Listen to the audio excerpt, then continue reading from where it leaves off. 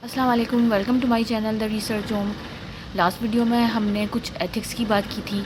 आज भी हम इसी टॉपिक को आगे लेकर चलेंगे। इसी की सीरीज़ की ये दूसरा एपिसोड है। आज हम जो बात करेंगे वो है एथिकल रिव्यू की या एथिकल कंसर्न्स की।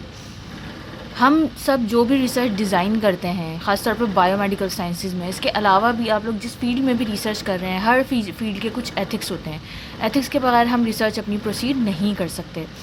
इनफैक्ट लाइफ का कोई भी पार्ट एथिक्स के बगैर प्रोसीड नहीं करते, और अगर करते भी हैं तो करना नहीं चाहिए। तो हर चीज़ के कुछ स्पेसिफ़िक कोड्स ऑफ कंडक्ट होते हैं, कुछ स्पेसिफ़िक एथिक्स होते हैं जिनको फॉलो करना हमें बहुत ज़रूरी है।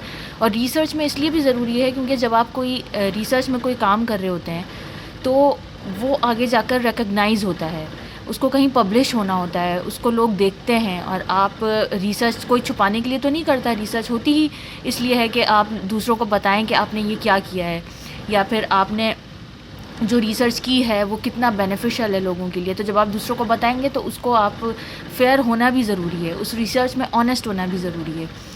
एथिकल कंसर्न्स रिसर्च के लिए 3 ऐसे हैं जो बहुत इम्पॉर्टेंट हैं और जो हम सबको फॉलो करने चाहिए।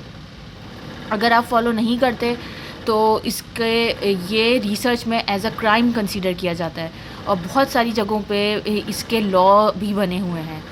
मुझे यहाँ का तो नहीं पता, लेकिन ये कि आई थिंक कि यहाँ पर भी स्पेसिफ़िक लॉ हैं, और इसकी वजह से बहुत सारे रिसर्चर्स को ब्लैकलिस्ट भी कर दिया जाता है, या पब्लिकेशन उनकी जो है वो रोक दी जाती है इसी वजह से, अगर आप रिसर्च में अनएथिकल बिहेवियर दिखाएंगे।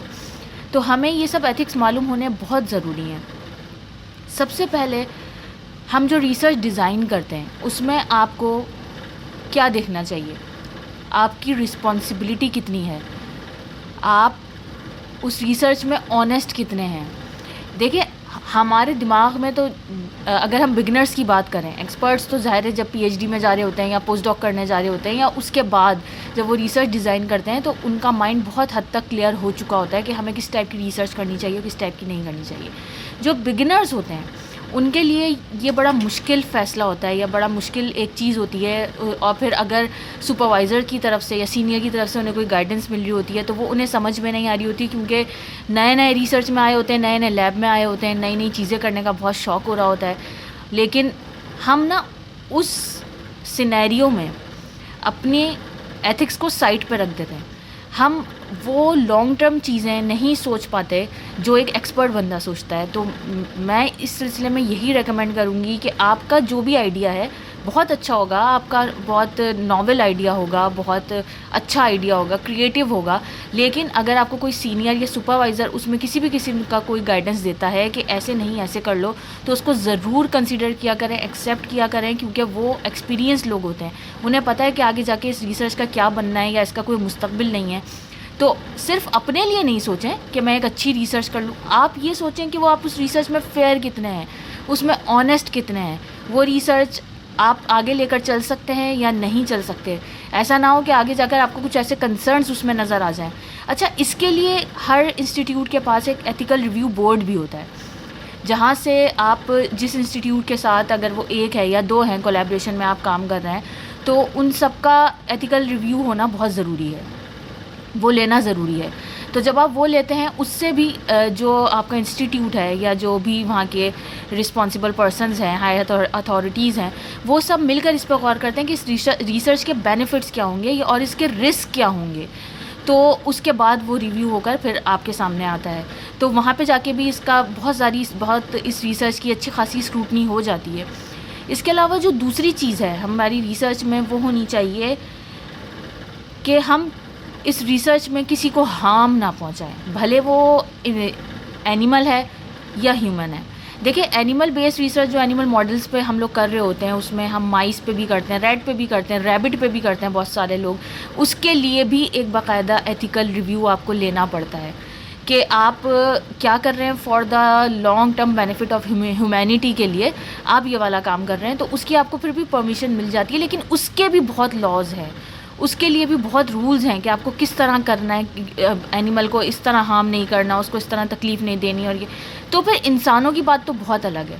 अच्छा, ह्यूमन सब्जेक्ट्स पे जो रिसर्च होती है उसके लिए हम नेक्स्ट वीडियो में बात करेंगे, ये एक बहुत ही वास्ट टॉपिक है, ठीक है। तो अपना रिस्क मिनिमाइज़ करें, दूसरों को हार्म करने का रिस्क मिनिमाइज़ करें।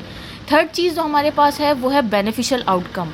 इस बात पे ज़रूर गौर करें, और जब हम किसी को हम सिनॉप्सिस दे रहे होते हैं, अपना रिसर्च प्रपोजल दे रहे होते हैं, तो उस वक्त भी हम सबसे ज़्यादा डिफेंड इसी बात को करते हैं कि हमारी रिसर्च दूसरों के लिए कितनी बेनिफिशियल है, कितनी यूज़फुल होगी, आगे जाकर इसका क्या मुस्तकबिल है, या फिर ये क्या कोई थेराप्यूटिक रिसर्च है, कोई डायग्नोस्टिक रिसर्च है, या इससे कुछ हम वैक्सीन बना सकते हैं या नई तरह से आगे बढ़ सकते हैं, हम इस काम को इस तरह बहुत आसानी से कर सकते हैं। जो आईटी वाले लोग हैं वो डिफरेंट सॉफ्टवेयर्स डेवलप करते हैं, तो उससे बेनिफिट कितना है। ऐसा ना हो कि आप जितने रिसोर्सेज उस रिसर्च पे लगा रहे हैं उसका बेनिफिट इतना ना हो।